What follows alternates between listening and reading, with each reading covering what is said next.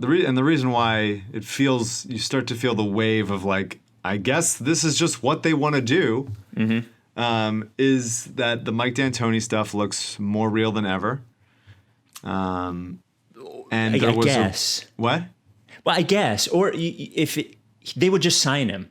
Is the weird part to me, is that like this is obviously strategic in some way, and I can't figure out why. Like I can't figure out if it's to threaten Ty Lue to take less money. I can't tell whether it's the Brian Colangelo segment trying to like gain positive traction on D'Antoni, so they're forced to stay because everybody wants D'Antoni. Like I'm being honest with you.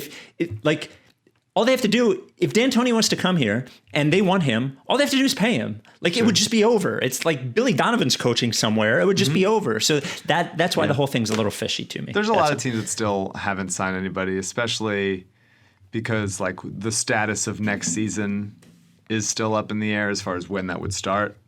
And maybe they just want to be like, well, what's the rush? We know we have him. I don't know. And maybe he's on vacation. Like who genuinely knows? But it seems at least the drum beat is getting louder and louder. Yes. And then there was that sorry to interrupt. Very bizarre John Clark report that James Harden could be coming as well.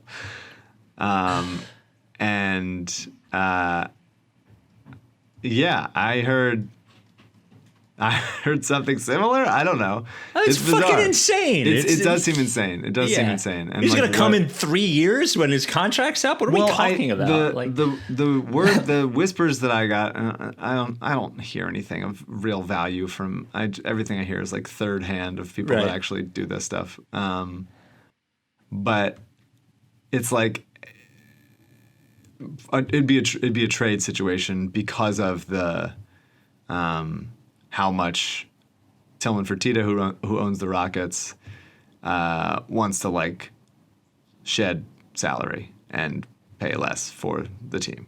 I guess, but they're still going to have to. Yeah, no, I feel you.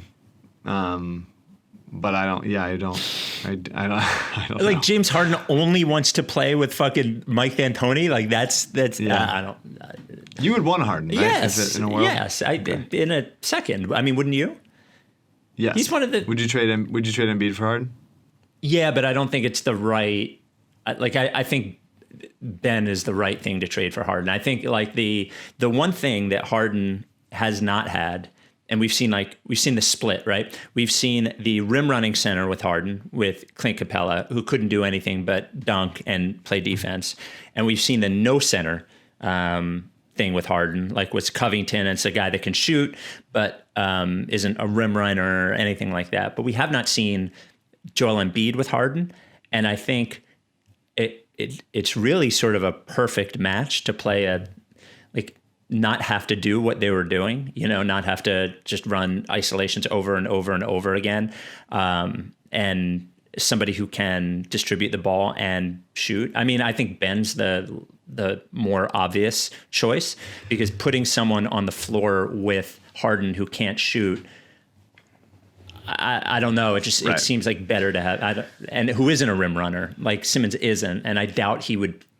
decide to become one.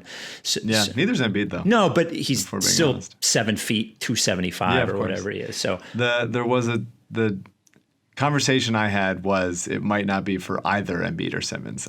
So I don't know.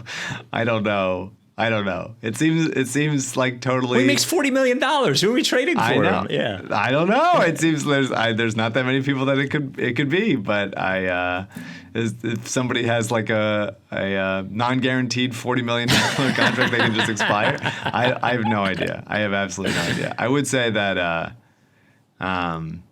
there was a video, I think it was from our good friend Kevin O'Connor. Yeah. Who talked about what Harden looked like and it's weird we're even talking about Harden as if this is possible, but why not? It's the offseason. Who looked at like how he's played with Houston and how D'Antoni used him in Houston versus how he was used in Oklahoma City. Mm-hmm. Obviously in Oklahoma City, he was kind of like a sixth man there for a lot of his time. He's literally a sixth man. Yeah. And he used him. He was off ball a lot. Mm-hmm. He was like running around screens a lot more. And if you watch Houston play basketball, he doesn't move at all. No. Like, he moves less than anyone that's ever existed on a basketball court. Yeah. Like, when he has the ball in his hands, obviously he is doing a lot with it. He is, you know, they traded Clint Capella so they could even avoid pick and roll, so it's just isolation. You know, he drives and kicks, all that stuff. I'm not saying he doesn't like try. I'm saying that when the ball is not in his hands, he is standing there often 30 or 40 feet away from the basket. And that's an odd choice. I wonder if that's a D'Antoni thing or a Harden thing or just like a conserve energy thing. I wouldn't want that here. I would love to, if that were to happen, I would love to see him like actually, you know, move around a little. I actually think the way that Houston played is a very combination between D'Antoni, Harden, and Morey. Like I think I think what they did was say, if we do this, the numbers say that we have our best chance of winning, even if it will fail 85% of the time. It gives us a 15% chance to beat the best team. That is my guess, is that because he talks about that every once in a while, Morey. Like in retrospect, when the years that Golden State won, he'll say like, well, we had a 22% chance of beating them that year. Like, so my guess is that it doesn't look like what D'Antoni has done in the past all that much. It doesn't move as much. It's slow. It's like, it doesn't involve pick and roll, which most of what D'Antoni did before. So I would guess that the offense would move more. That would be my guess, you know. There was an article from our other good friend, Mike O'Connor. Better O'Connor. About what D'Antoni would look like, or what the Sixers players would look like under a D'Antoni system and what he would ask them to do more. And I thought that was interesting. It's on the Rights to Ricky Sanchez website. It's intriguing to think about, you know, the polar opposite.